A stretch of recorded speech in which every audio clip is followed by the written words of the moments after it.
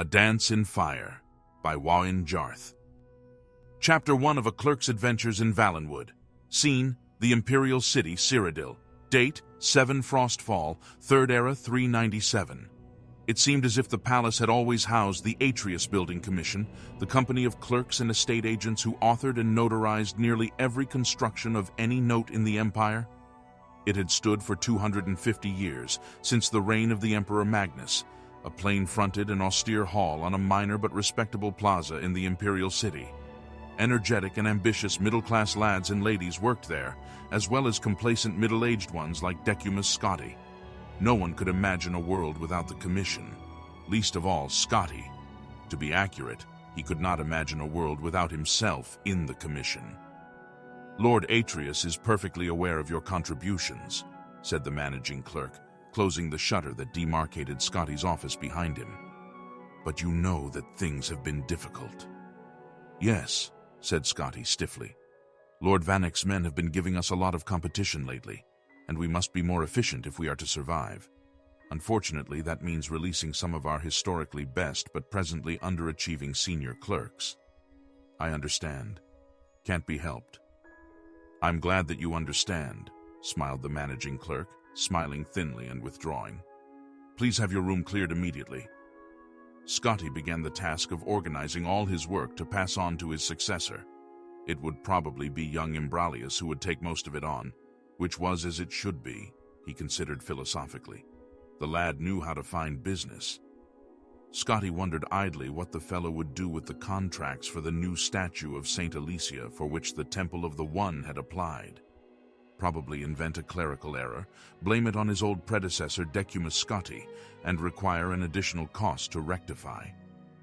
"I have correspondence for Decumus Scotti of the Atreus Building Commission." Scotti looked up. A fat-faced courier had entered his office and was thrusting forth a sealed scroll. He handed the boy a gold piece and opened it up. By the poor penmanship, atrocious spelling and grammar, and overall unprofessional tone, it was manifestly evident who the writer was. Leodis Juris, a fellow clerk some years before who had left the commission after being accused of unethical business practices. "Dear Scotty, I imagine you always wondered what happened to me, and the last place you would have expected to find me is out in the woods. But that's exactly where I am. Ha ha. If you're smart and want to make a lot of extra gold for Lord Atreus, and yourself, ha ha, you'll come down to Valenwood too. If you haven't or have been following the politics here lately, you may or may not know that there's been a war between the Boschmer and their neighbors elsewhere over the past 2 years. Things have only just calmed down, and there's a lot that needs to be rebuilt. Now I've got more business than I can handle, but I need someone with some clout. Someone representing a respected agency to get the quill in the ink. That someone is you, my fiend. Come and meet me at the Mother Pasco's Tavern in Falinesti, Valenwood. I'll be here 2 weeks and you won't be sorry. Juris P.S. Bring a wagon load of timber if you can. What do you have there, Scotty? Asked a voice. Scotty started. It was Imbralius, his damnably handsome face peeking through the shutters, smiling in that way that melted the hearts of the stingiest of patrons and the roughest of stonemasons. Scotty shoved the letter in his jacket pocket. "Personal correspondence," he sniffed.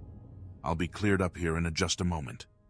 "I don't want to hurry you," said Imbralius, grabbing a few sheets of blank contracts from Scotty's desk. "I've just gone through a stack, and the scribe's hands are all cramping up, so I thought you wouldn't miss a few." The lad vanished. Scotty retrieved the letter and read it again. He thought about his life, something he rarely did. It seemed a sea of gray with a black, insurmountable wall looming. There was only one narrow passage he could see in that wall. Quickly, before he had a moment to reconsider it, he grabbed a dozen of the blank contracts with the shimmering gold leaf, Atreus Building Commission by appointment of His Imperial Majesty, and hid them in the satchel with his personal effects. The next day he began his adventure with a giddy lack of hesitation. He arranged for a seat in a caravan bound for Valenwood, the single escorted conveyance to the southeast leaving the Imperial City that week. He had scarcely hours to pack, but he remembered to purchase a wagon load of timber. "It will be extra gold to pay for a horse to pull that," frowned the convoy head. "So I anticipated," smiled Scotty with his best Imbralius grin. 10 wagons in all set off that afternoon through the familiar Cyrodiilic countryside, past fields of wildflowers, gently rolling woodlands, friendly hamlets. The clop of the horses' hooves against the soundstone road reminded Scotty that the Atreus Building Commission constructed it. 5 of the 18 necessary contracts for its completion were drafted by his own hand. "Very smart of you to bring that wood along," said a gray-whiskered Breton man next to him on his wagon. "You must be in commerce." "Of a sort," said Scotty, in a way he hoped was mysterious, before introducing himself. "Decumus Scotty." "Griff Mallon," said the man. "I'm a poet, actually a translator of old Bosmer literature. I was researching some newly discovered tracts of the Menoriad play bar 2 years ago, when the war broke out and I had to leave. You are no doubt familiar with the Menoriad, if you're aware of the Green Pact." Scotty thought the man might be speaking perfect gibberish, but he nodded his head. "Naturally. I don't pretend that the Menoriad is as renowned as the Me Elidian, or as ancient as the Dansir Gol, but I think it has a remarkable significance to understanding the nature of the Merilithic Bosmer mind. The origin of the wood elf aversion to cutting their own wood or eating any plant material at all, yet paradoxically their willingness to import plant stuff from other cultures, I feel can be linked to a passage in the Menoriad." Mallon shuffled through some of his papers, searching for the appropriate text. To Scotty's vast relief, the carriage soon stopped to camp for the night. They were high on a bluff over a gray stream, and before them was the great valley of Valenwood. Only the cry of seabirds declared the presence of the ocean to the bay to the west. Here the timber was so tall and wide, twisting around itself like an impossible knot begun eons ago, to be impenetrable. A few more modest trees, only 50 feet to the lowest branches, stood on the cliff at the edge of camp. The sight was so alien to Scotty, and he found himself so anxious about the proposition of entering the wilderness that he could not imagine sleeping. Fortunately, Mallon had supposed he had found another academic with a passion for the riddles of ancient cultures. Long into the night, he recited Bosmer verse in the original and in his own translation, sobbing and bellowing and whispering wherever appropriate. Gradually, Scotty began to feel drowsy, but a sudden crack of wood snapping made him sit straight up. "What was that?" Mallon smiled. "I like it too. Convocation in the malignity of the moonless speculum, a dance of fire. There are some enormous birds up in the trees moving around," whispered Scotty, pointing in the direction of the dark shapes above. "I wouldn't worry about that," said Mallon, irritated with his audience. "Now listen to how the poet characterizes Hermamora's invocation in the 18th stanza of the 4th book. The dark shapes in the trees were some of them perched like birds, others slithered like snakes, and still others stood up straight like men." As Mallon recited his verse, Scotty watched the figures softly leap from branch to branch, half gliding across impossible distances for anything without wings.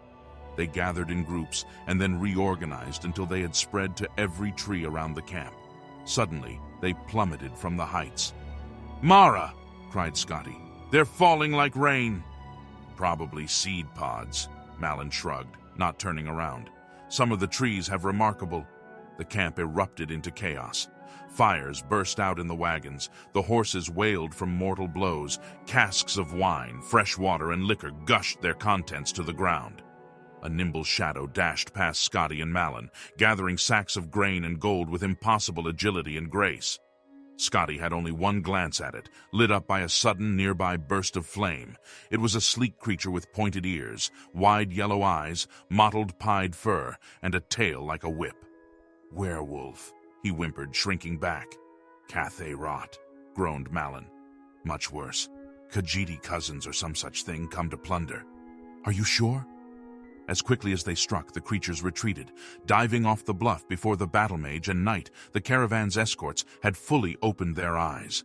Mallon and Scotty ran to the precipice and saw 100 feet below the tiny figures dash out of the water, shake themselves, and disappear into the wood. "Werewolves aren't acrobats like that," said Mallon. "They were definitely Cathayrot. Bastard thieves. Thanks Stendar they didn't realize the value of my notebooks. It wasn't a complete loss."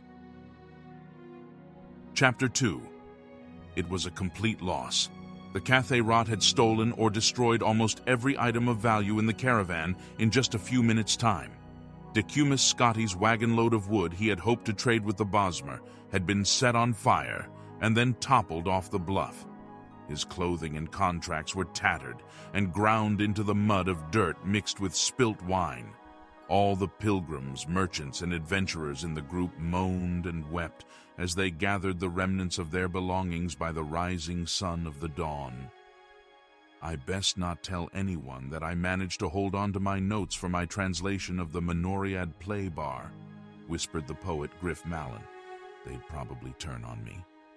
Scotty politely declined the opportunity of telling Mallon just how little value he himself placed on the man's property. Instead, he counted the coins in his purse. 34 gold pieces. Very little indeed for an entrepreneur beginning a new business. "Hoy!" came a cry from the wood. A small party of Bosmer emerged from the thicket, clad in leather mail and bearing arms. "Friend or foe?" "Neither," growled the convoy head. "You must be the Cyrodiils," laughed the leader of the group, a tall, skeleton-thin youth with a sharp vulpine face. "We heard you were en route. Evidently so did our enemies." "I thought the war was over," muttered one of the caravan's now ruined merchants. The Bosmer laughed again. "No act of war, just a little border enterprise. You are going on to Falinesti?" "I'm not." The convoy head shook his head. "As far as I'm concerned, my duty is done. No more horses, no more caravan. Just a fat profit loss to me." The men and women crowded around the man, protesting, threatening, begging, but he refused to step foot in Valenwood. If these were the new times of peace, he said, he'd rather come back for the next war. Scotty tried a different route and approached the Bosmer. He spoke with an authoritative but friendly voice, the kind he used in negotiations with peevish carpenters. "I don't suppose you'd consider escorting me to Falinesti. I'm a representative for an important Imperial agency, the Atreus Building Commission, here to help repair and alleviate some of the problems the war with the Khajiit brought to your province. Patriotism. 20 gold pieces, and you must carry your own gear if you have any left," replied the Bosmer. Scotty reflected that negotiations with peevish carpenters rarely went his way either. 6 eager people had enough gold on them for payment. Among those without funds was the poet, who appealed to Scotty for assistance. "I'm sorry, Griff. I only have 14 gold left over. Not even enough for a decent room when I get to Falinesti." "I really would help you if I could," said Scotty, persuading himself that it was true. The band of 6 and their Bosmer escorts began the descent down a rocky path along the bluff. Within an hour's time, they were deep in the jungles of Valenwood. A never-ending canopy of hues of browns and greens obscured the sky. A millennia's worth of fallen leaves formed a deep, wormy sea of putrefaction beneath their feet. Several miles were crossed wading through the slime. For several more, they took a labyrinthian path across fallen branches and the low-hanging boughs of giant trees. All the while, hour after hour, the inexhaustible Bosmer host moved so fast, the Cyrodiils struggled to keep from being left behind. A red-faced little merchant with short legs took a bad step on a rotten branch and nearly fell. His fellow provincials had to help him up. The Bosmer paused only a moment, their eyes continually darting to the shadows in the trees above, before moving on at their usual expeditious pace. "What are they so nervous about?" wheezed the merchant irritably. "More Cathay Rot?"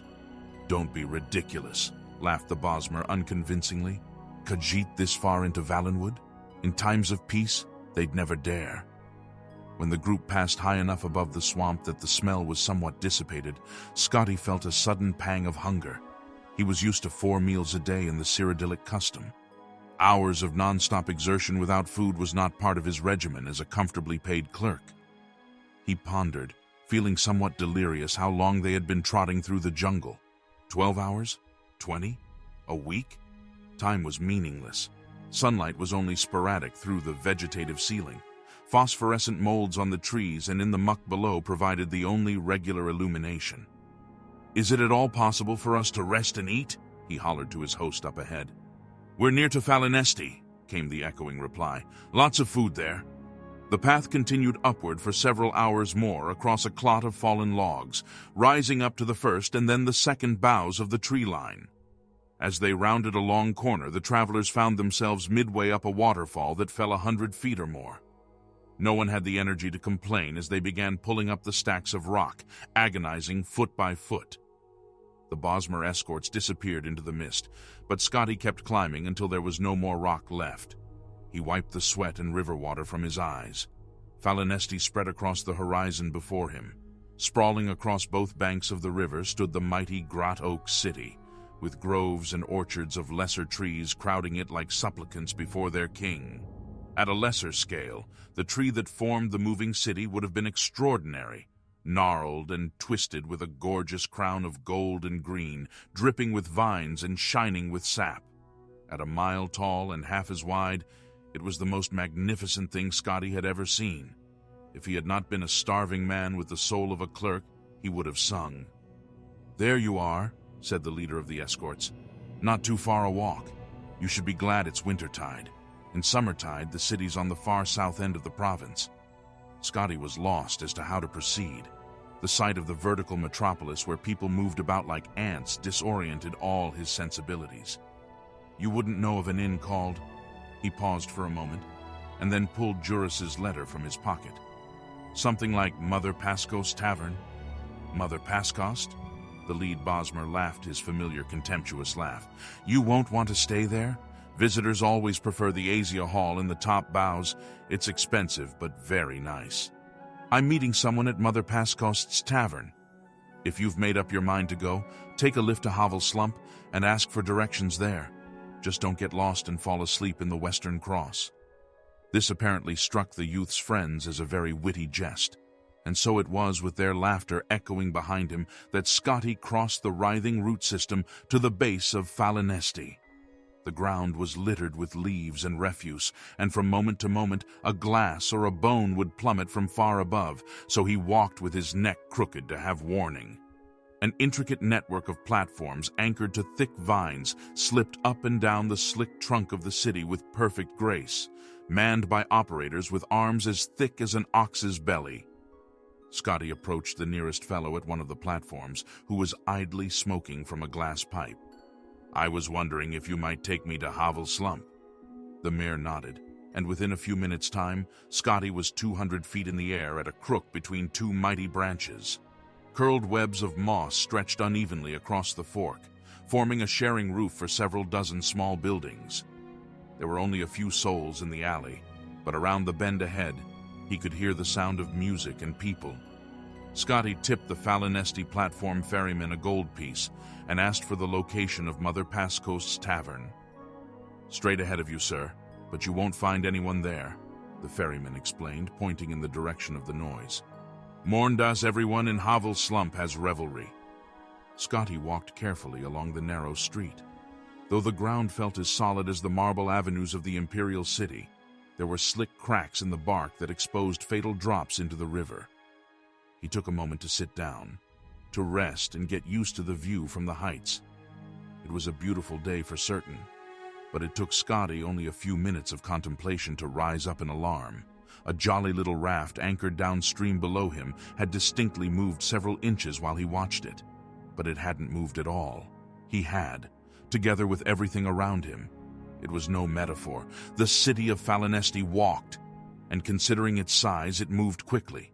Scotty rose to his feet and into a cloud of smoke that drifted out from around the bend. It was the most delicious roast he had ever smelled. The clerk forgot his fear and ran.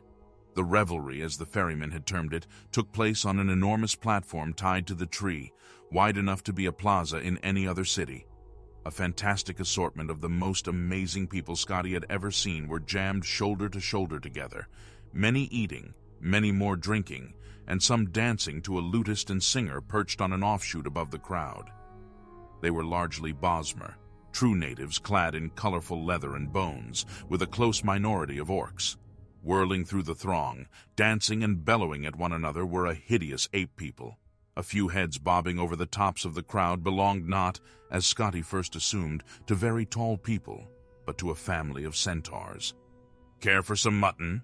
queried a wizened old Mer who roasted an enormous beast on some red-hot rocks. Scotty quickly paid him a gold piece and devoured the leg he was given, and then another gold piece and another leg. The fellow chuckled when Scotty began choking on a piece of gristle and handed him a mug of a frothing white drink. He drank it and felt a quiver run through his body as if he were being tickled. "What is that?" Scotty asked. "Jaga, fermented pig's milk. I can let you have a flagon of it and a bit more mutton for another gold."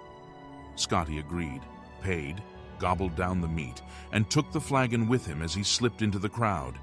His co-worker, Laodes Juris, the man who had told him to come to Valenwood, was nowhere to be seen. When the flagon was a quarter empty, Scotty stopped looking for Juris. When it was half empty, he was dancing with the group, oblivious to the broken planks and gaps in the fencework. At 3/4 empty, he was trading jokes with a group of creatures whose language was completely alien to him. By the time the flagon was completely drained, he was asleep, snoring, while the revelry continued on all around his supine body. The next morning, still asleep, Scotty had the sensation of someone kissing him. He made a face to return the favor, but a pain like fire spread through his chest and forced him to open his eyes. There was an insect the size of a large calf sitting on him, crushing him, its spiky legs holding him down while a central spiral-bladed vortex of a mouth tore through his shirt. He screamed and thrashed, but the beast was too strong. It had found its meal, and it was going to finish it. "It's over," thought Scotty wildly. "I should have never left home. I could have stayed in the city and perhaps found work with Lord Vanek. I could have begun again as a junior clerk and worked my way back up." Suddenly the mouth released itself. The creature shivered once, expelled a burst of yellow bile, and died. "Got one!" cried a voice not too distantly. For a moment Scotty lay still. His head throbbed and his chest burned. Out of the corner of his eye he saw movement. Another of the horrible monsters was scurried towards him. He scrambled, trying to push himself free, but before he could come out, there was a sound of a bough cracking, and an arrow pierced the second insect. "Good shot!" cried another voice. "Get the first one again! I just saw it move a little!" This time, Scotty felt the impact of the bolt hit the carcass. He cried out, but he could hear how muffled his voice was by the beetle's body. Cautiously, he tried sliding a foot out and rolling under, but the movement apparently had the effect of convincing the archers that the creature still lived. A volley of arrows was launched forth. Now the beast was sufficiently perforated so pools of its blood, and likely the blood of its victims, began to seep out onto Scotty's body. When Scotty was a lad, before he grew too sophisticated for such sports, he had often gone to the Imperial arena for the competitions of war. He recalled a great veteran of the fights when asked, telling him his secret: "Whenever I'm in doubt of what to do and I have a shield, I stay behind it." Scotty followed that advice. After an hour, when he no longer heard arrows being fired, he threw aside the remains of the bug and leapt as quickly as he could to a stand. It was not a moment too soon. A gang of 8 archers had their bows pointing his direction, ready to fire. When they saw him, they laughed. "Didn't anyone ever tell you not to sleep in the Western Cross? How are we going to exterminate all the Horvers if you drunks keep feeding them?" Scotty shook his head and walked back along the platform, round the bend, to Havel's slump. He was bloodied and torn and tired, and he had far too much fermented pig's milk. All he wanted was a proper place to lie down. He stepped into Mother Pascost's tavern, a dank place wet with sap, smelling of mildew. "My name is Decumus Scotty," he said. "I was hoping you have someone named Juris staying here." "Decumus Scotty?" pondered the fleshy proprietress, Mother Pascost herself. "I've heard that name. Oh, you must be the fellow he left the note for. Let me go see if I can find it." Chapter 3. Mother Pascost disappeared into the sordid hole that was her tavern, and emerged a moment later with a scrap of paper with Laodes Juris's familiar scrawl. Decumus Scotty held it up before a patch of sunlight that had found its way through the massive boughs of the tree city, and read: "Scotty, so you made it to Falinesti, Valenwood. Congratulations. I'm sure you would quit an adventure getting here. Unfortunately, I'm not here anymore, as you probably guess. There's a town downriver called Athi Imat. Get a boat and join me. It's ideal. I hope you brought a lot of contracts, because these people need a lot of building done. They were close to the war, you see. but not so close they don't have any money left to pay.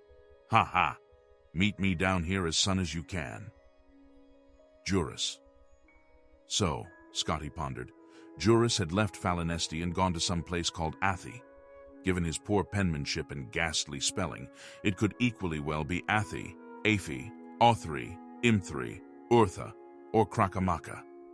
The sensible thing to do, Scotty knew, was to call this adventure over and try to find some way to get back home to the Imperial city. He was no mercenary devoted to a life of thrills. He was, or at least had been, a senior clerk at a successful private building commission. Over the last few weeks, he had been robbed by the Cathay Rot, taken on a death march through the jungle by a gang of giggling Bosmeri, half-starved to death, drugged with fermented pig's milk, nearly slain by some kind of giant tick, and attacked by archers. He was filthy, exhausted, and had, he counted, 10 gold pieces to his name. Now the man whose proposal brought him to the depths of misery was not even there. It was both judicious and seemly to abandon the enterprise entirely. And yet, a small but distinct voice in his head told him, "You have been chosen. You have no other choice but to see this through." Scotty turned to the stout old woman, Mother Pascost, who had been watching him curiously. "I was wondering if you knew of a village that was at the edge of the recent conflict with Elsewhere. It's called something like Athi." "You must mean Athay," she grinned. "My middle lad Viglil, he manages a dairy down there. Beautiful country right on the river. Is that where your friend went?" "Yes," said Scotty. "Do you know the fastest way to get there?" After a short conversation, an even shorter ride to Falinesti's roots by way of the platforms, and a jog to the riverbank, Scotty was negotiating transport with a huge fair-haired Bosmer with a face like a pickled carp. He called himself Captain Balfix, but even Scotty with his sheltered life could recognize him for what he was. A retired pirate for hire, a smuggler for certain, and probably much worse. His ship, which had clearly been stolen in the distant past, was a bent old Imperial sloop. 50 gold and we'll be in Athay in 2 days' time," boomed Captain Balfix expansively. "I have 9 gold pieces," replied Scotty, and feeling the need for explanation added, "I had 10, but I gave one to the platform ferryman to get me down here." "9 is just as fine," said the captain agreeably. "Truth be told, I was going to Athay whether you paid me or not. Make yourself comfortable on the boat. We'll be leaving in just a few minutes." Decumus Scotty boarded the vessel, which sat low in the water of the river, stacked high with crates and sacks that spilled out of the hold and galley and onto the deck. Each was marked with stamps advertising the most innocuous substances: copper scraps, lard, ink, high rock meal, marked for cattle, tar, fish jelly.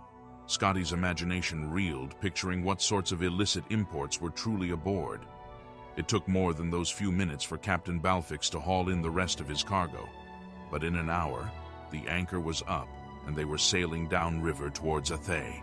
The green-gray water barely rippled, only touched by the fingers of the breeze. Lush plant life crowded the banks, obscuring from sight all the animals that sang and roared at one another. Lulled by the serene surroundings, Scotty drifted to sleep. At night, he awoke and gratefully accepted some clean clothes and food from Captain Balfix. "Why are you going to Athay, if I may ask?" queried the Bosmer. "I'm meeting a former colleague there. He asked me to come down from the Imperial City, where I worked for the Atreus Building Commission, to negotiate some contracts." Scotty took another bite of the dried sausages they were sharing for dinner. "We're going to try to repair and refurbish whatever bridges, roads, and other structures that got damaged in the recent war with the Khajiit. It's been a hard 2 years." The captain nodded his head. "Though I suppose good for me and the likes of you and your friend. Trade routes cut off. Now they think there's going to be war with the Somerset Isles. You heard that?" Scotty shook his head. "I've done my share of smuggling skooma down the coast, even helping some revolutionary types escape the Maine's wrath. But now the wars have made me a legitimate trader, a businessman. The first casualties of war is always the corrupted." Scotty said he was sorry to hear that, and they lapsed into silence, watching the stars and moon's reflection on the still water. The next day, Scotty awoke to find the captain wrapped up in his sail, torpid from alcohol, singing in a low, slurred voice. When he saw Scotty rise, he offered his flagon of Jaga. I learned my lesson during revelry at Western Cross. The captain laughed, and then burst into tears. I don't want to be legitimate. I swear to you, I never thought the first time that I ran a real shipment of legal goods that my life would turn out like this. Oh, I know I could go back to it, but Bandar knows not after all I've seen. I'm a ruined man. Scotty helped the weeping Mer out of the sail, murmuring words of reassurance. Then he added, Forgive me for changing the subject, but where are we? Oh, moaned Captain Balfix miserably. We made good time. Athe's right around the bend in the river. Then it looks like Athe's on fire, said Scotty, pointing. A great plume of smoke, black as pitch, was rising above the trees. As they drifted around the bend, they next saw the flames, and then the blackened skeletal remains of the village. Dying, blazing villagers leapt from rocks into the river. A cacophony of wailing met their ears, and they could see, roaming along the edges of the town, the figures of Khajiiti soldiers bearing torches. Bandar bless me, slurred the captain. The war's back on. Oh no, whimpered Scotty. The sloop drifted with the current toward the opposite shore, away from the fiery town. Scotty turned his attention there, and the sanctuary it offered. Just a peaceful arbor, away from the horror. There was a shudder of leaves in two of the trees, and a dozen lithe Khajiit dropped to the ground, armed with bows. They see us, hissed Scotty. And they've got bows. Well, of course they have bows, snarled Captain Balfix. We Bosmer may have invented the bloody things, but we didn't think to keep them secret, you bloody bureaucrat. Now, they're setting their arrows on fire. Yes, they do that sometimes. Captain, they're shooting at us. They're shooting at us with flaming arrows. Ah, so they are, the captain agreed. The aim here is to avoid being hit. But hit they were, and very shortly thereafter. Even worse, the second volley of arrows hit the supply of pitch, which ignited in a tremendous blue blaze. Scotty grabbed Captain Balfix, and they leapt overboard just before the ship, and all its cargo disintegrated. The shock of the cold water brought the Bosmer into temporary sobriety. He called to Scotty, who was already swimming as fast as he could toward the bend. Master Decumus, where do you think you're swimming to? Back to Falinesti, cried Scotty. It will take you days, and by the time you get there, everyone will know about the attack on Athe. They'll never let anyone they don't know in. The closest village downriver is Grenos. Maybe they'll give us shelter. Scotty swam back to the captain, and side by side they began paddling in the middle of the river, past the burning residuum of the village. He thanked Mara that he had learned to swim. Many a Cyrodiil did not, as largely landlocked as the Imperial province was. Had he been raised in Mir Korup or Artaman, he might have been doomed. But the Imperial city itself was encircled by water, and every lad and lass there knew how to cross without a boat, even those who grew up to be clerks and not adventurers. Captain Balfix's sobriety faded as he grew used to the water's temperature. Even in wintertide, the Xylo River was fairly temperate, and after a fashion, even comfortable. The Bosmer's strokes were uneven, and he'd stray closer to Scotty and then further away, pushing ahead and then falling behind. Scotty looked to the shore to his right. The flames had caught the trees like tinder. Behind them was an inferno, with which they were barely keeping pace. To the shore on their left, all looked fair, until he saw a tremble in the river reeds, and then what caused it? A pride of the largest cats he had ever seen. They were auburn-haired, green-eyed beasts with jaws and teeth to match his wildest nightmares, and they were watching the two swimmers and keeping pace. Captain Balfix, we can't go to either that shore or the other one, or we'll be parboiled or eaten, Scotty whispered. Try to even your kicking and your strokes. Breath like you would normally. If you're feeling tired, tell me and we'll float on our backs for a while. Anyone who has had the experience of giving rational advice to a drunkard would understand the hopelessness.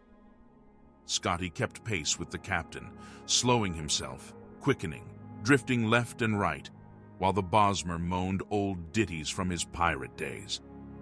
When he wasn't watching his companion, he watched the cats on the shore. After a stretch, he turned to his right. Another village had caught fire. Undoubtedly, it was Grenos. Scotty stared at the blazing fury, awed by the sight of the destruction, and did not hear that the captain had ceased to sing. When he turned back, Captain Balfix was gone. Scotty dove into the murky depths of the river over and over again. There was nothing to be done. When he surfaced after his final search, he saw that the giant cats had moved on, perhaps assuming that he too had drowned. He continued his lonely swim downriver. A tributary, he noted, had formed a final barrier, keeping the flames from spreading further. But there were no more towns. After several hours, he began to ponder the wisdom of going ashore. Which shore was the question? He was spared the decision. Ahead of him was a rocky island with a bonfire. He did not know if he were intruding on a party of Bosmeri or Khajiit, only that he could swim no more. With straining, aching muscles, he pulled himself onto the rocks. They were Bosmer refugees, he gathered, even before they told him. Roasting over the fire was the remains of one of the giant cats that had been stalking him through the jungle on the opposite shore. "Sentient tiger," said one of the young warriors ravenously. "It's no animal. It's as smart as any Cathay Rot or Ohms or any other bleeding Khajiit. Pity this one drowned. I would have gladly killed it. You'll like the meat, though. Sweet, from all the sugar these asses eat." Scotty did not know if he was capable of eating a creature as intelligent as a man or mer, but he surprised himself, as he had done several times over the last days. It was rich, succulent, and sweet, like sugared pork, but no seasonings had been added. He surveyed the crowd as he ate. A sad lot, some still weeping for lost family members. They were the survivors of both the villages of Grenos and Athe, and war was on every person's lips. Why had the Khajiit attacked again? Why, specifically directed at Scotty as a Cyrodiil, why was the Emperor not enforcing peace in his provinces? "I was to meet another Cyrodiil," he said to a Bosmer maiden who he understood to be from Athe. "His name was Leodes Juris. I don't suppose you know what might have happened to him." "I don't know your friend, but there were many Cyrodiils in Athe when the fire came," said the girl. "Some of them, I think, left quickly. They were going to Vindisi, inland in the jungle. I'm going there tomorrow, so are many of us. If you wish, you may come as well." Decumus Scotty nodded solemnly. He made himself as comfortable as he could in the stony ground of the river island, and somehow, after much effort, he fell asleep. But he did not sleep well. Chapter 4. 18 Bosmeri and one Cyrodiilic former senior clerk for an Imperial building commission trudged through the jungle westward from the Xylo River to the ancient village of Vindisi. For Decumus Scotty, the jungle was hostile, unfamiliar ground. The enormous vermiculated trees filled the bright morning with darkness and resembled nothing so much as grasping claws bent on impeding their progress. Even the fronds of the low plants quivered with malevolent energy. What was worse, he was not alone in his anxiety. His fellow travelers, the natives who had survived the Khajiit attacks on the villages of Grenos and Athe, wore faces of undisguised fear. There was something sentient in the jungle, and not merely the mad but benevolent indigenous spirits. In his peripheral vision, Scotty could see the shadows of the Khajiit following the refugees, leaping from tree to tree. When he turned to face them, the lithe forms vanished into the gloom as if they had never been there. But he knew he had seen them, and the Bosmeri saw them too, and quickened their pace. After 18 hours, bitten raw by insects, scratched by 1,000 thorns, they emerged into a valley clearing. It was night, but a row of blazing torches greeted them, illuminating the leather-wrought tents and jumbled stones of the hamlet of Vindisi. At the end of the valley, the torches marked a sacred site, a gnarled bower of trees pressed close together to form a temple.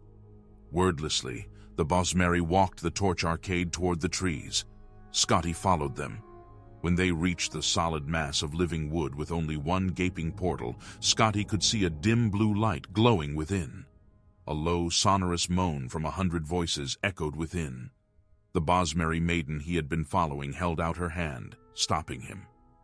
"You do not understand, but no outsider, not even a friend, may enter," she said. "This is a holy place." Scotty nodded and watched the refugees march into the temple, heads bowed. Their voices joined with the ones within. When the last wood elf had gone inside, Scotty turned his attention back to the village. There must be food to be had somewhere. A tendril of smoke and a faint whiff of roasting venison beyond the torchlight led him. They were 5 Cyrodiils, 2 Bretons, and a Nord.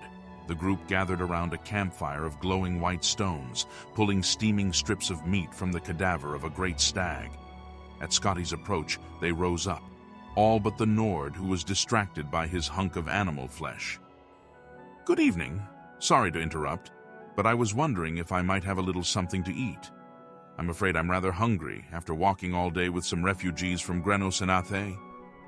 They bade him to sit down and eat and introduce themselves. "So the war's back on, it seems," said Scotty amiably. "Best thing for these effete do-nothings," replied the Nord in between bites.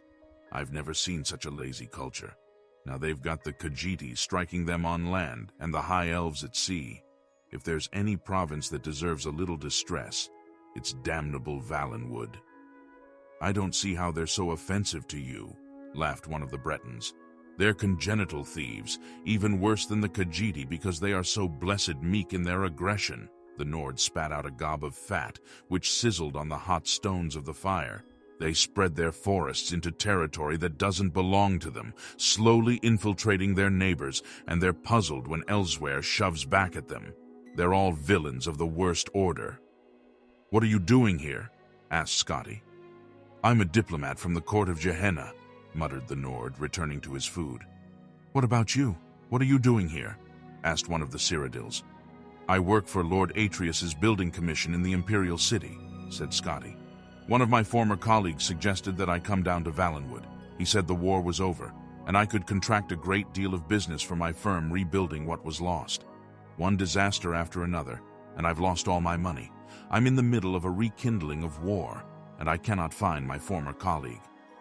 "Your former colleague," murmured another of the Cyrodiils, who had introduced himself as Reglius.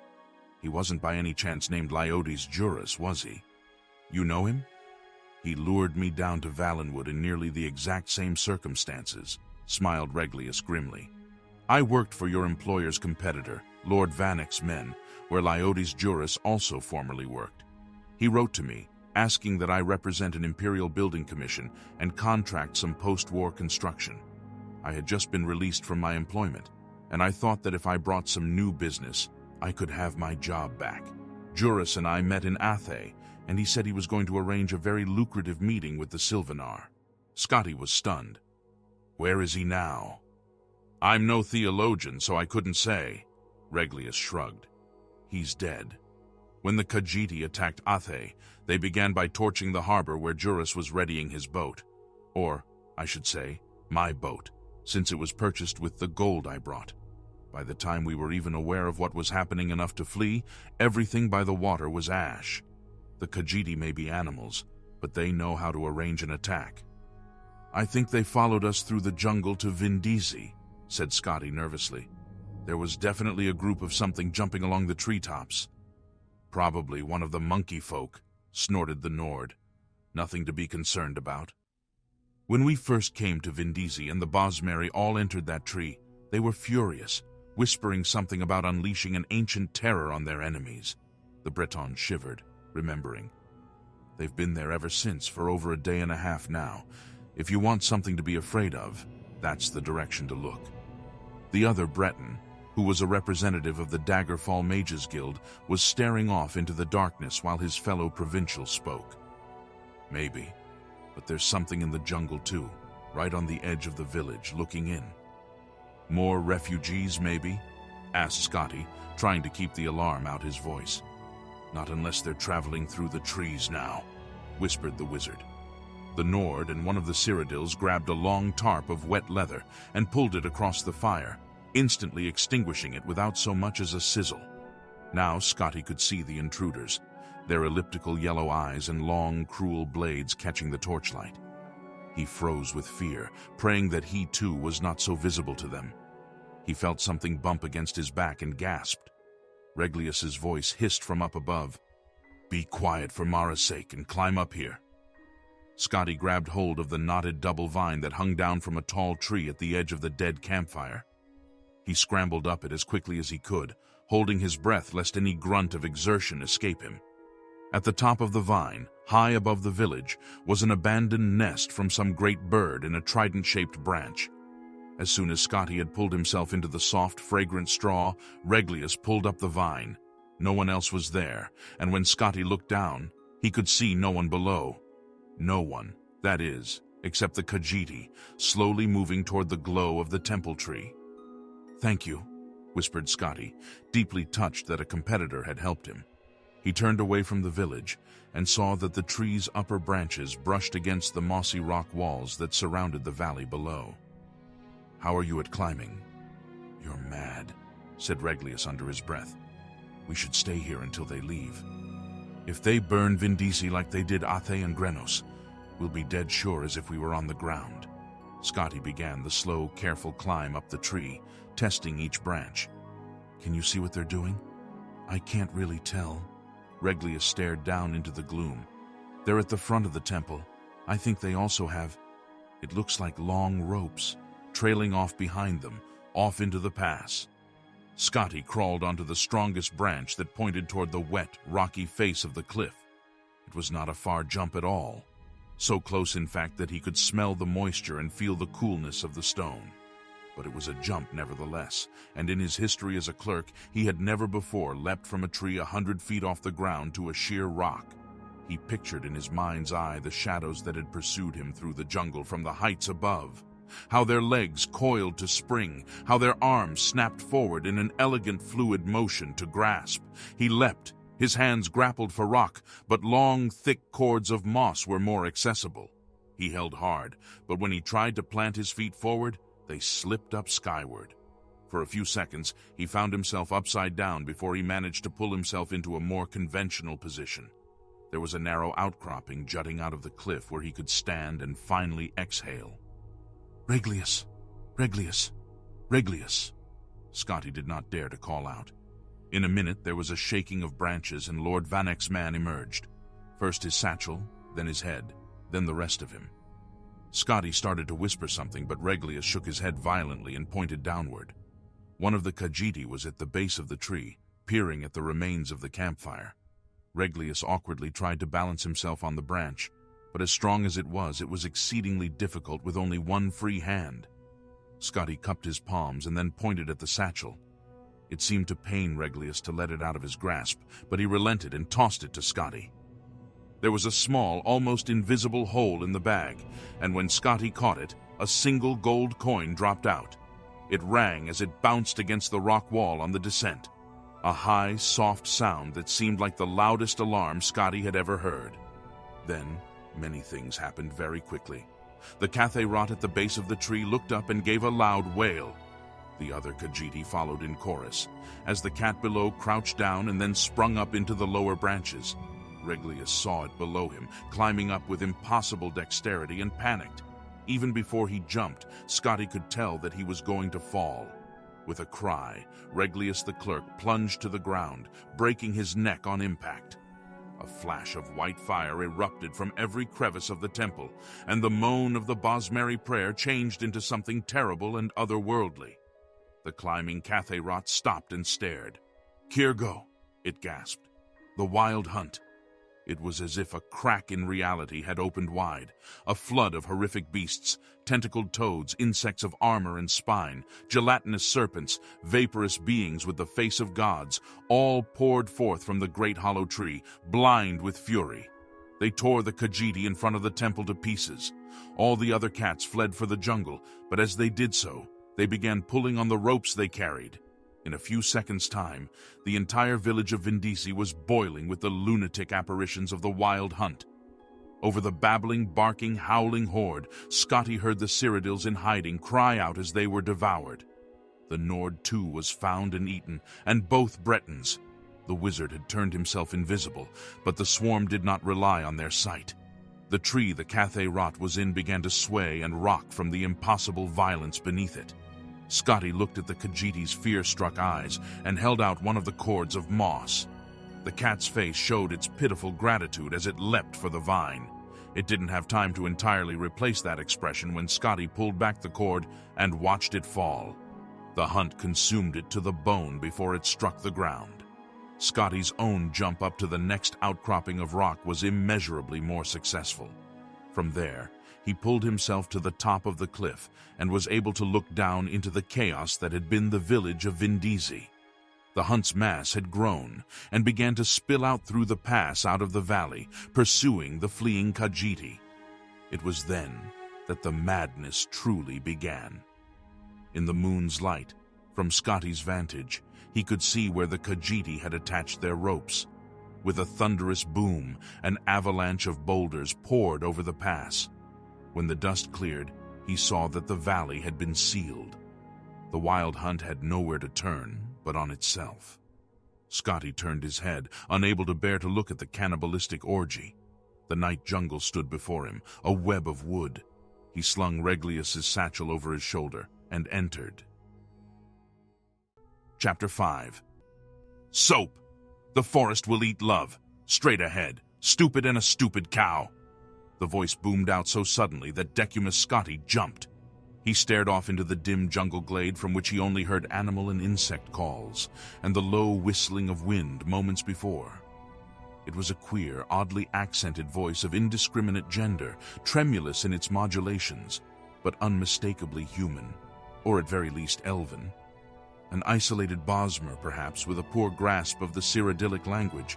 After countless hours of plodding through the dense knot of Valenwood jungle, any voice of slight familiarity sounded wondrous. "Hello?" he cried. "Beetles on any names?" "Certainly yesterday, yes," the voice called back. "Who, what, and when, and mice?" "I'm afraid I don't understand," replied Scotty, turning toward the brambled tree, thick as a wagon, where the voice had issued. "But you needn't be afraid of me. My name is Decumus Scotty. I'm a Cyrodiil from the Imperial city. I came here to help rebuild Valenwood after the war, you see, and now I'm rather lost. Gemstones and grilled slaves. The war," moaned the voice and broke down into sobs. "You know about the war? I wasn't sure. I wasn't even sure how far away from the border I am now." Scotty began slowly walking toward the tree. He dropped Reglius's satchel to the ground and held out his empty hands. "I'm unarmed. I only want to know the way to the closest town. I'm trying to meet my friend, Leodes Juris, in Silvenar." "Silvenar," the voice laughed. It laughed even louder as Scotty circled the tree. "Worms and wine, worms and wine. Silvenar sings for worms and wine." There was nothing to be found anywhere around the tree. "I don't see you. Why are you hiding?" In frustration born of hunger and exhaustion, he struck the tree trunk. A sudden shiver of gold and red erupted from a hollow nook above, and Scotty was surrounded by 6 winged creatures scarcely more than a few inches long. Bright crimson eyes were set on either side of tunnel-like protuberances, the animals' always open mouths. They were legless, and their thin, rapidly beating aureate wings seemed poorly constructed to transport their fat, swollen bellies. And yet, they darted through the air like sparks from a fire. Whirling about the poor clerk, they began chattering what he now understood to be perfect nonsense. Wines and worms, how far from the border am I? Academic garnishments, and alas, Leodes Juris. Hello, I'm afraid I'm unarmed. Smoke and flames, and the closest town is dear Oblivion. Swollen on bad meat, an indigo nimbus, but you needn't be afraid of me. Why are you hiding? Why are you hiding? Before I begin to friend, love me, Lady Zuleika. Furious with the mimics, Scotty swung his arms, driving them up into the treetops. He stomped back to the clearing and opened up the satchel again, as he had done some hours before. There was still, unsurprisingly, nothing useful in the bag, and nothing to eat in any corner or pocket. A goodly amount of gold. He smiled grimly, as he had done before, at the irony of being financially solvent in the jungle. A stack of neat blank contracts from Lord Vannick's building commission, some thin cord, and an oiled leather cloak for bad weather. At least, Scotty considered, he had not suffered rain. A rolling moan of thunder reminded Scotty of what he had suspected for some weeks now. He was cursed. Within an hour's time he was wearing the cloak and clawing his way through mud. The trees, which had earlier allowed no sunlight in, provided no shelter against the pounding storm and wind. The only sounds that pierced the pelting of the rain were the mocking calls of the flying creatures, flitting just above, babbling their nonsense. Scotty bellowed at them, threw rocks, but they seemed enamored of his company. While he was reaching to grab a promising-looking stone to hurl at his tormentors, Scotty felt something shift beneath his feet. Wet but solid ground suddenly liquefied and became a rolling tide, rushing him forward. Light as a leaf, he flew head over feet overhead, until the mud flow dropped and he continued forward, plunging down into a river 25 feet below. The storm passed quite as instantly as it had arrived. The sun melted the dark clouds and warmed Scotty as he swam for the shore. There, another sign of the Khajiit incursion into Valenwood greeted him. A small fishing village had stood there once, so recently extinct that it smoldered like a still warm corpse. Dirt cairns that had once housed fish by the smell of them had been ravaged, their bounty turned to ash. Rafts and skiffs lay broken, scuttled, half submerged. All the villagers were no more, either dead or refugees far away. Or so he presumed. Something banged against the wall of one of the ruins. Scotty ran to investigate. "My name is Decumus Scotty," sang the first winged beast. "I'm a Cyrodiil from the Imperial city. I came here to help rebuild Valenwood after the war, you see, and now I'm rather lost." "I swell to maculate, Apnek," agreed one of its companions. "I don't see you. Why are you hiding?" As they fell into chattering, Scotty began to search the rest of the village. Surely the cats had left something behind, a scrap of dried meat, a morsel of fish sausage, anything. But they had been immaculate in their complete annihilation. There was nothing to eat anywhere. Scotty did find one item of possible use under the tumbled remains of a stone hut. A bow and 2 arrows made of bone. The string had been lost, likely burned away in the heat of the fire, but he pulled the cord from Reglius's satchel and restrung it. The creatures flew over and hovered nearby as he worked. The convent of the sacred Leodes Juris. "You know about the war? Worms and wine circumscribe a golden host. Apnek." The moment the cord was taut, Scotty knocked an arrow and swung around, pulling the string tight against his chest. The winged beasts, having had experience with archers before, shot off in all directions in a blur. They needn't have bothered. Scotty's first arrow dove into the ground 3 feet in front of him. He swore and retrieved it. The mimics, having likewise had experience with poor archers before, returned at once to hovering nearby and mocking Scotty. On his second shot, Scotty did much better in purely technical terms. He remembered how the archers in Falinesti looked when he pulled himself out from under the Horver tick, and they were all taking aim at him. He extended his left hand, and right elbow in a symmetrical line, drawing the bow so his hand touched his jawline, and he could see the creature in his sight, like the arrow was a finger he was pointing with.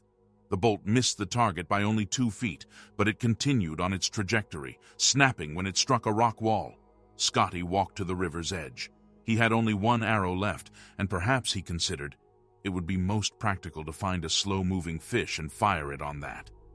If he missed, at least there was less of a chance of breaking the shaft, and he could always retrieve it from the water. A rather torpid, whiskered fish rolled by, and he took aim at it. "My name is Decumus Scotty," one of the creatures howled, frightening the fish away. "Stupid and a stupid cow! Will you dance a dance in fire?" Scotty turned and aimed the arrow as he had done before. This time, however, he remembered to plant his feet as the archers had done, 7 inches apart, knees straight, left leg slightly forward to meet the angle of his right shoulder. He released the last arrow. The arrow also proved a serviceable prong for roasting the creature against the smoking hot stones of one of the ruins. Its other companions had disappeared instantly after the beast was slain, and Scotty was able to dine in peace.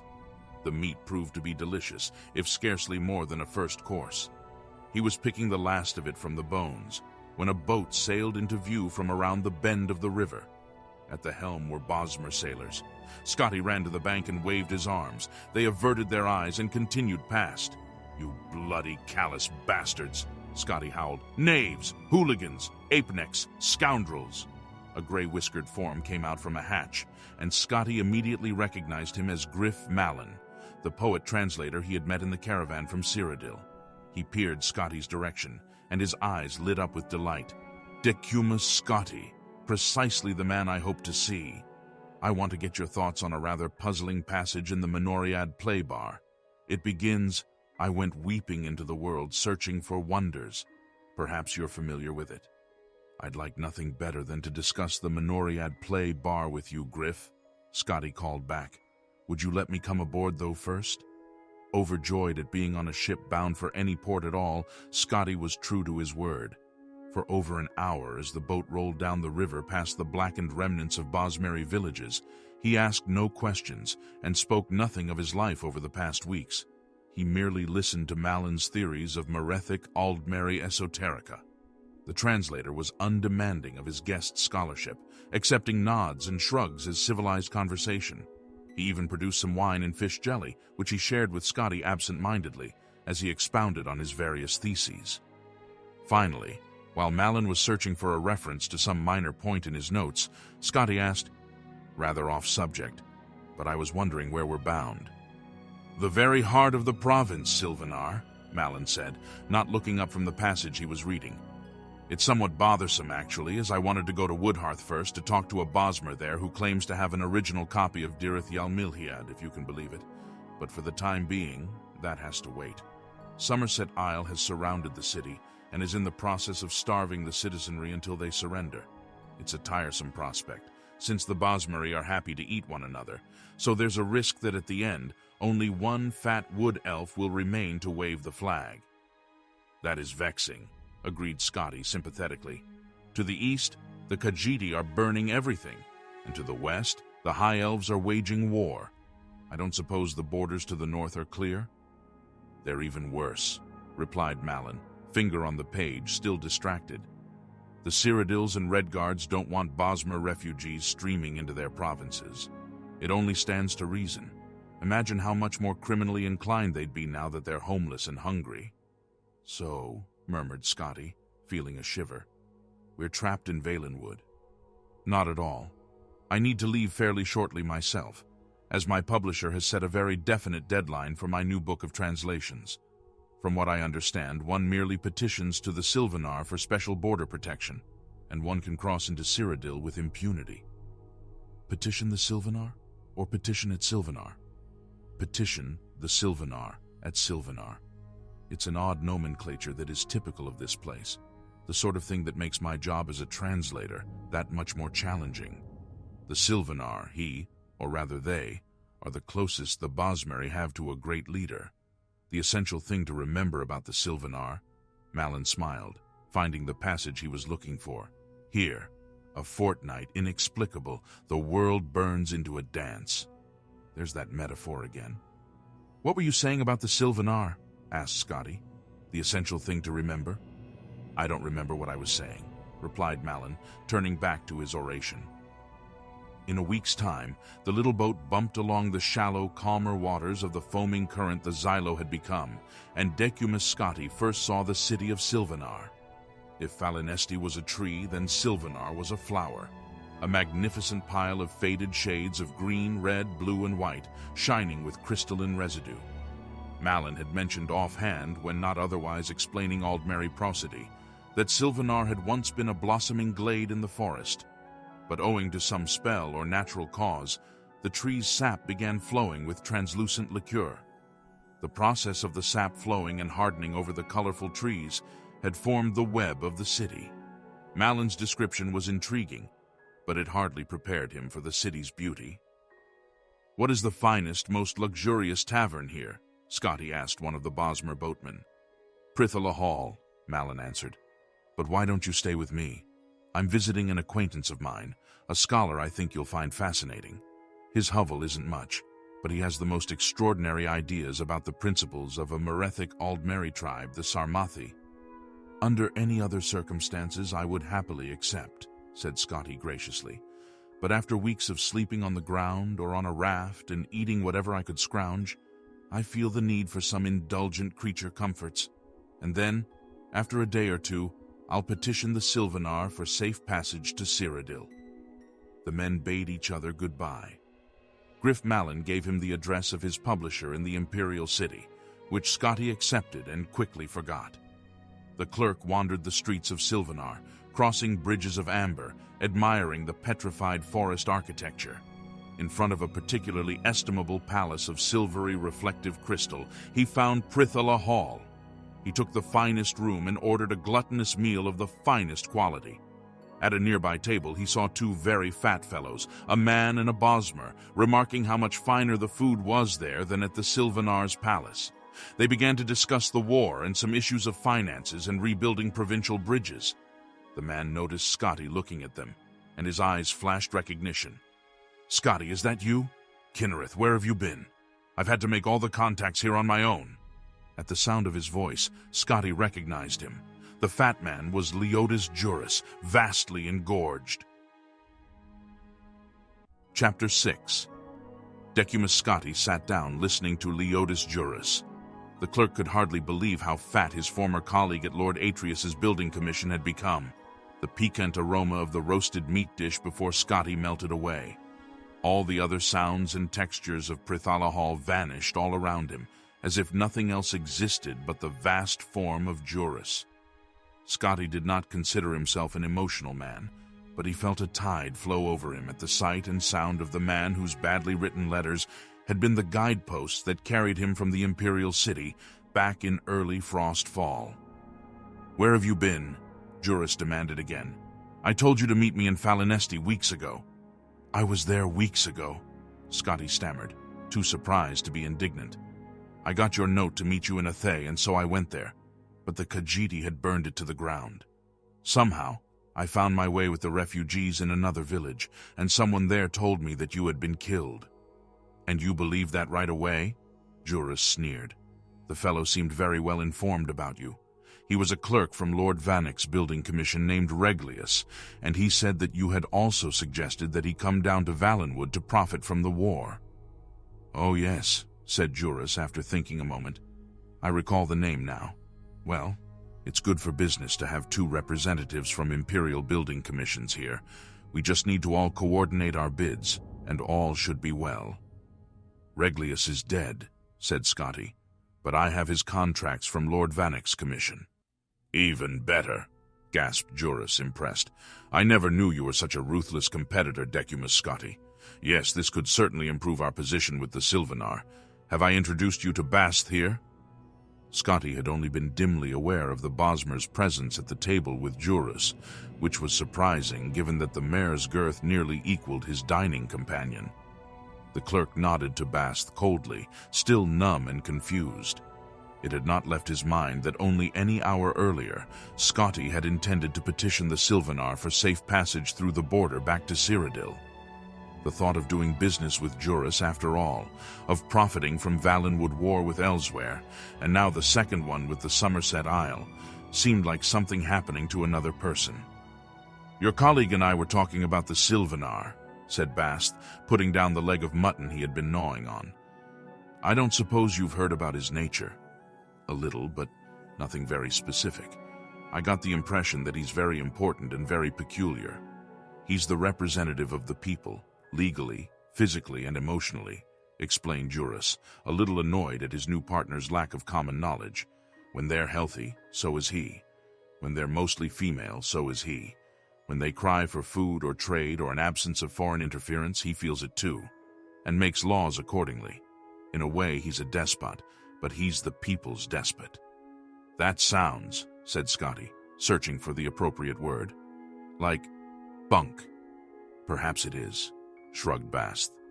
"But he has many rights as the voice of the people, including the granting of foreign building and trade contracts. It's not important whether you believe us. Just think of the Sylvanar as being like one of your mad emperors, like Pelagius. The problem facing us now is that since Valenwood is being attacked on all sides, the Sylvanar's aspect is now one of distrust and fear of foreigners. The one hope of his people, and thus of the Sylvanar himself, is that the Emperor will intervene and stop the war." "Will he?" asked Scotty. "You know as well as we do that the Emperor has not been himself lately." Juris helped himself to Reglius's satchel and pulled out the blank contracts. "Who knows what he'll choose to do or not do? That reality is not our concern, but these blessings from the late good Sir Reglius make our job much simpler." They discussed how they would represent themselves to the Sylvanar into the evening. Scotty ate continuously, but not nearly so much as Juris and Basth. When the sun had begun to rise in the hills, its light reddening through the crystal walls of the tavern, Juris and Bast left to their rooms at the palace, granted to them diplomatically in lieu of an actual immediate audience with the Sylvanar. Scotty went to his room. He thought about staying up a little longer to ruminate over Juris's plans and see what might be the flaw in them. But upon touching the cool, soft bed, he immediately fell asleep. The next afternoon, Scotty awoke, feeling himself again. In other words, timid. For several weeks now, he had been a creature bent on mere survival. He had been driven to exhaustion, attacked by several jungle beasts, starved, nearly drowned, and forced into discussions of ancient Aldmeri poetical works. The discussion he had with Juris and Bast about how to dupe the Sylvanar into signing their contracts seemed perfectly reasonable then. Scotty dressed himself in his old battered clothes and went downstairs in search of food and a peaceful place to think. "You're up," cried Bast upon seeing him. "We should go to the palace now." "Now," whined Scotty. "Look at me. I need new clothes. This isn't the way one should dress to pay a call on a prostitute, let alone the voice of the people of Valenwood. I haven't even bathed. You must cease from this moment forward being a clerk and become a student of mercantile trade," said Leotis Juris grandly, taking Scotty by the arm and leading him into the sunlit boulevard outside. "The first rule is to recognize what you represent to the prospective client and what angle best suits you. You cannot dazzle him with opulent fashion and professional bearing, my dear boy, and it would be fatal if you attempted to. Trust me on this. Several others besides Bast and I are guests at the palace, and they have made the error of appearing too eager, too formal, too ready for business. They will never be granted audience with the Sylvanar, but we have remained aloof ever since the initial rejection. I've dallied about the court, spread my knowledge of life in the Imperial city, had my ears pierced, attended promenades, eaten and drunk of all that was given to me. I dare say I've put on a pound or two. The message we've sent is clear. It is in his, not our, best interest to meet." "Our plan worked," added Bast.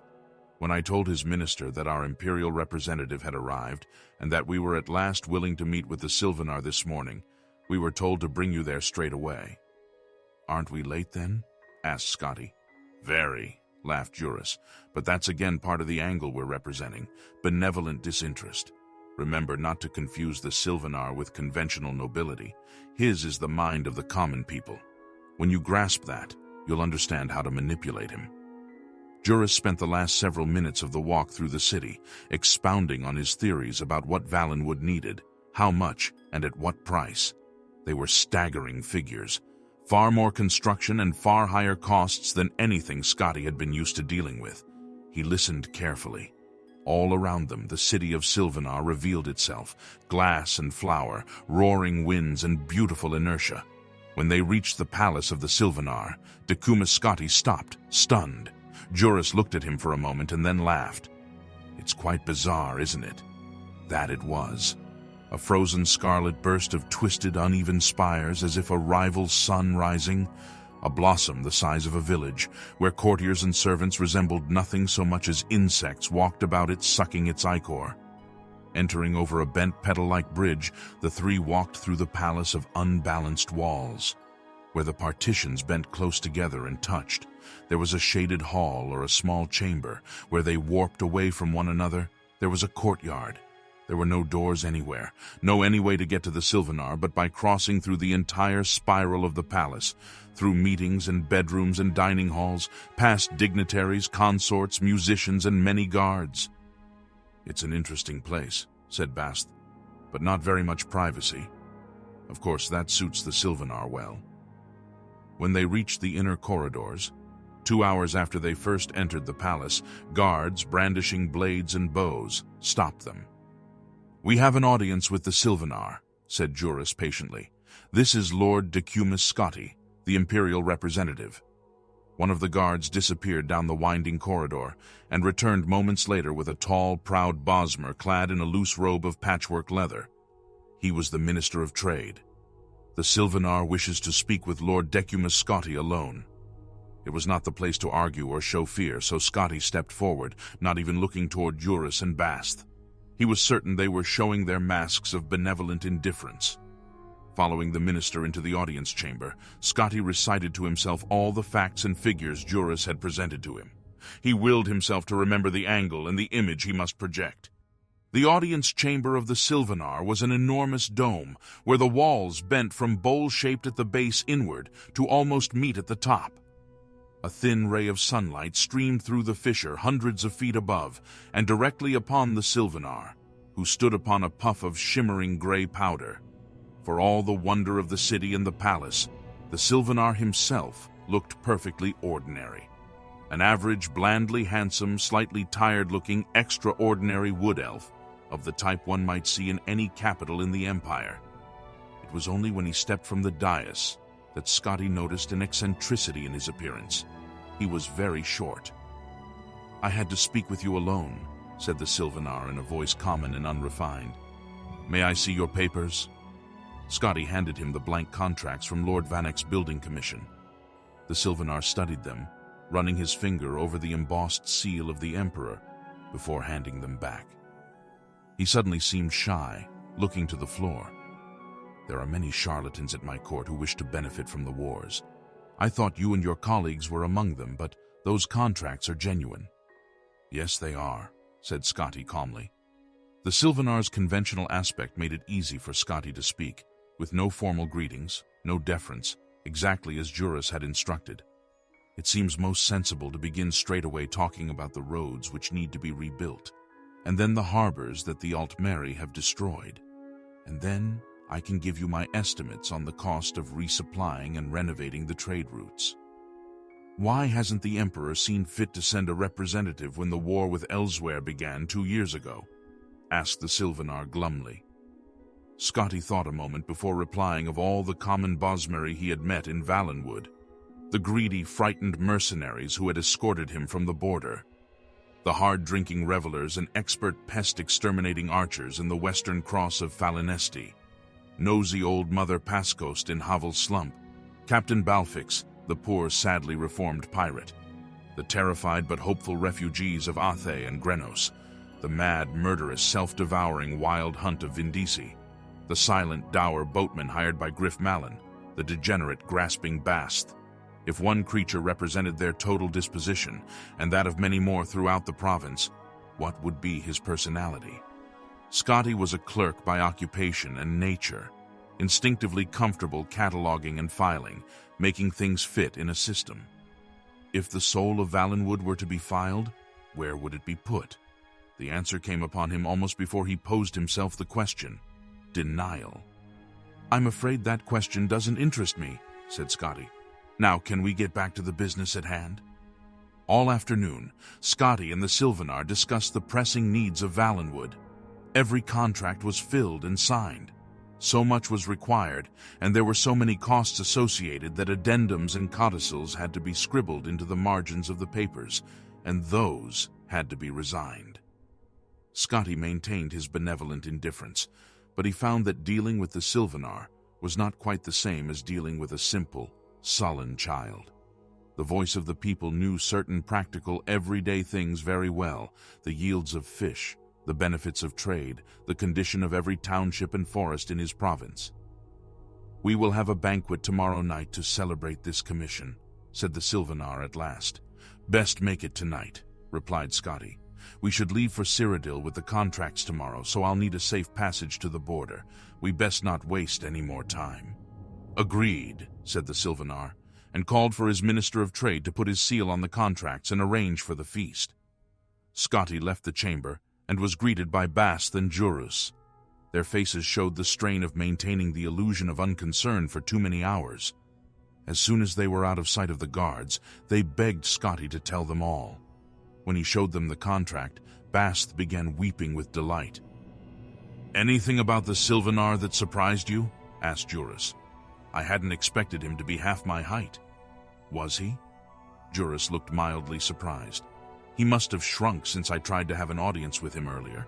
Maybe there is something to all that nonsense about him being affected by the plight of his people." Chapter 7. Scene: Sylvanar, Valenwood. Date: 13 Suns Dusk, 3rd Era, 397. The banquet at the palace of the Sylvanar was well attended by every jealous bureaucrat and traitor who had attempted to contract the rebuilding of Valenwood. They looked on Decumus Scotti, Leodes Juris, and Bast with undisguised hatred. It made Scotti very uncomfortable, but Juris delighted in it.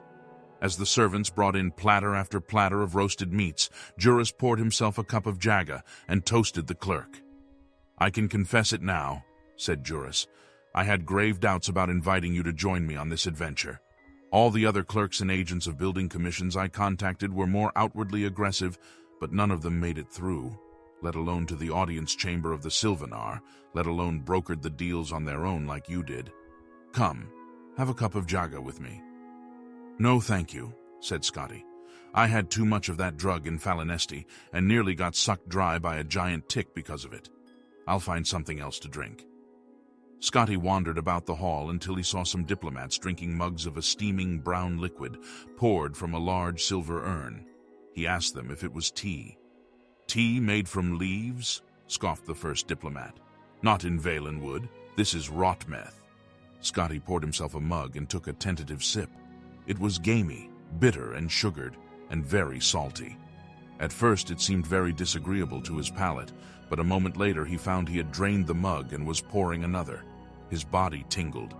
All the sounds in the chamber seemed oddly disjointed, but not frighteningly so. "So you're the fellow who got the Sylvanar to sign all those contracts," said the second diplomat. "That must have required some deep negotiation."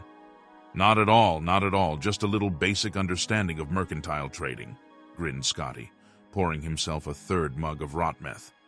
"The Sylvanar was very eager to involve the Imperial state with the affairs of Valenwood. I was very eager to take a percentage of the commission.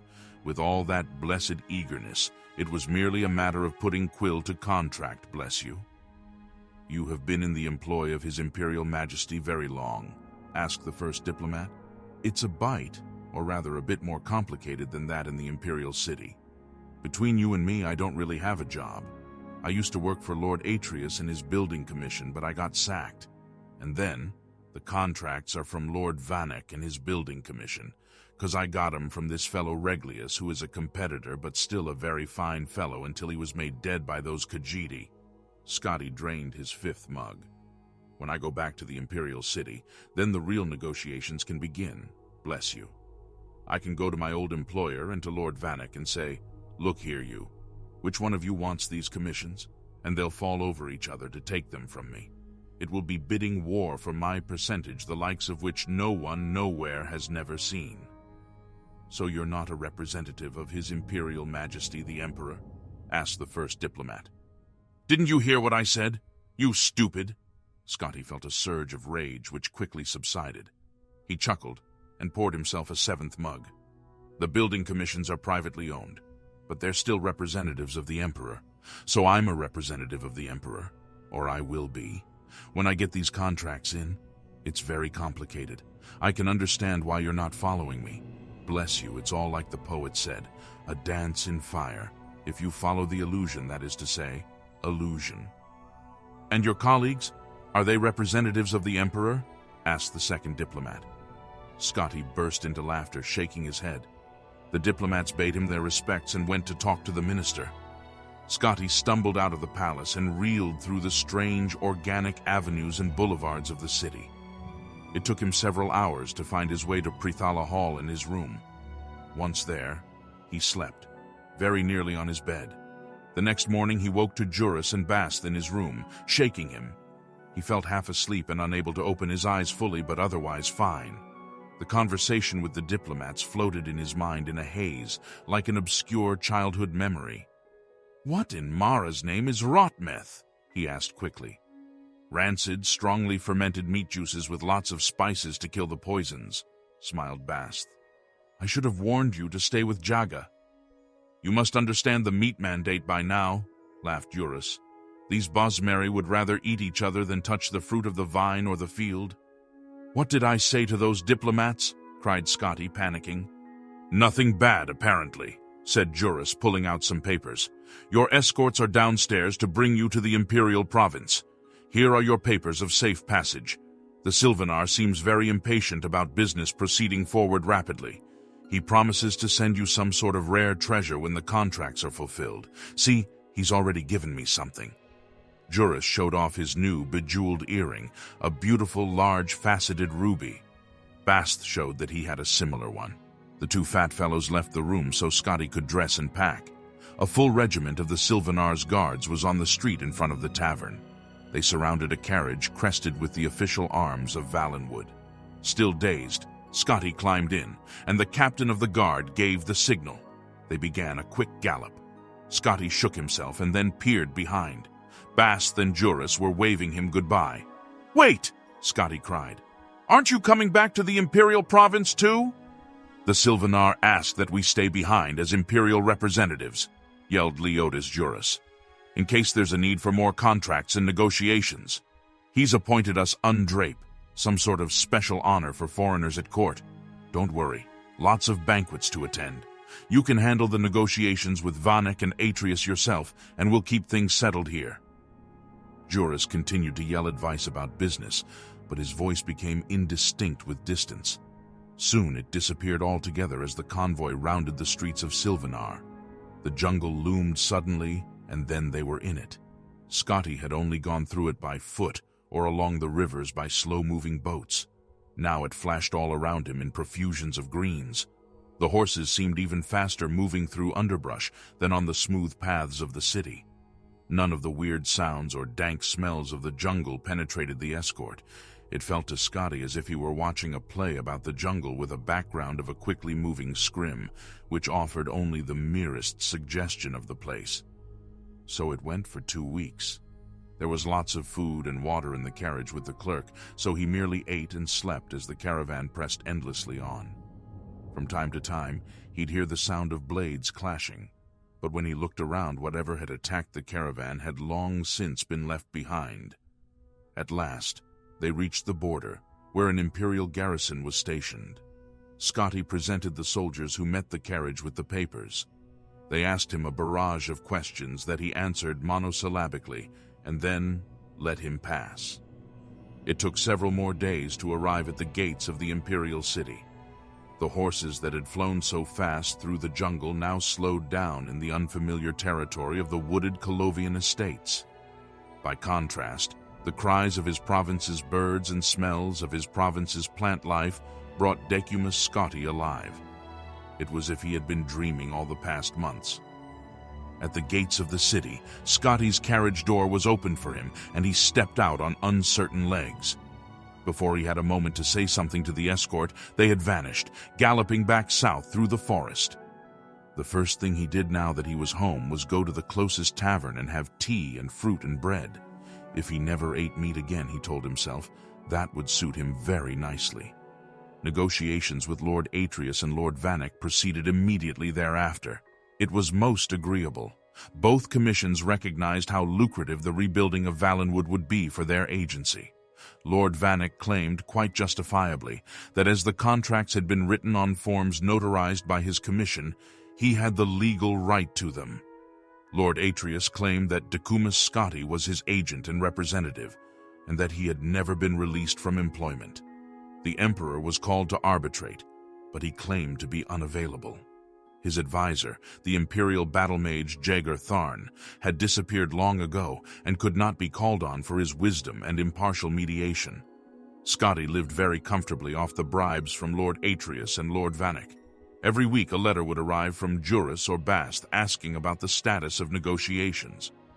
Gradually these letters ceased coming, and more urgent ones came from the Minister of Trade and the Sylvanar himself. The War of the Blue Divide with Somerset Isle ended with the Alt-Mary winning several new coastal islands from the Wood Elves. The war with Elsewhere continued, ravaging the eastern borders of Valenwood. Still, Vanek and Atreus fought over who would help. One fine morning in the early spring of the year, Third Era, 398, a courier arrived at Decumus Scotty's door.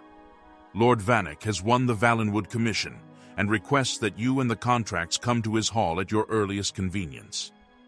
Has Lord Atreus decided not to challenge further? Asked Scotty.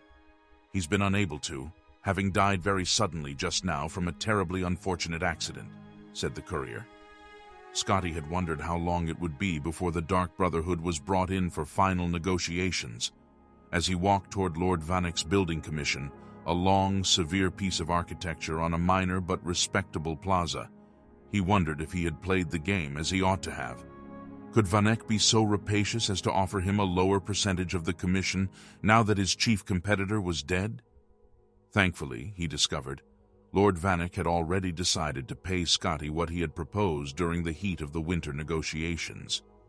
His advisors had explained to him that other, lesser building commissions might come forward unless the matter were handled quickly and fairly. "Glad we have all the legal issues done with," said Lord Vanek fondly. "Now we can get to the business of helping the poor Bosmeri and collecting the profits. It's a pity you weren't our representative for all the troubles with Bendermach and the Arnesian business. But there will be plenty more wars, I'm sure of that." Scotty and Lord Vanek sent word to the Sylvanar that at last they were prepared to honor the contracts.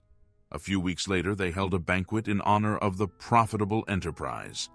Decumus Scotty was the darling of the Imperial city, and no expense was spared to make it an unforgettable evening.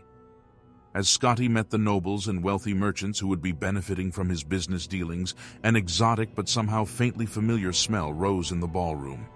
He traced it to its source. A thick roasted slab of meat, so long and thick it covered several platters. The Cyrodiilic revelers were eating it ravenously, unable to find the words to express their delight at its taste and texture. "It's like nothing I've ever had before. It's like pig-fed venison. Do you see the marbling of fat and meat? It's a masterpiece." Scotty went to take a slice, but then he saw something embedded deep in the dried and rendered roast. He nearly collided with his new employer, Lord Vanek, as he stumbled back. "Where did this come from?" Scotty stammered. "From our client, the Sylvanar," beamed his lordship. "It's some kind of local delicacy they call unthrapa." Scotty vomited and didn't stop for some time. It cast rather a temporary pall on the evening, but when Decumus Scotty was carried off to his manor house, the guests continued to dine. The unthrapa was the delight of all, even more so when Lord Vanek himself took a slice and found the first of 2 rubies buried within. How very clever of the Bosmer to invent such a dish, the Cyrodiils agreed.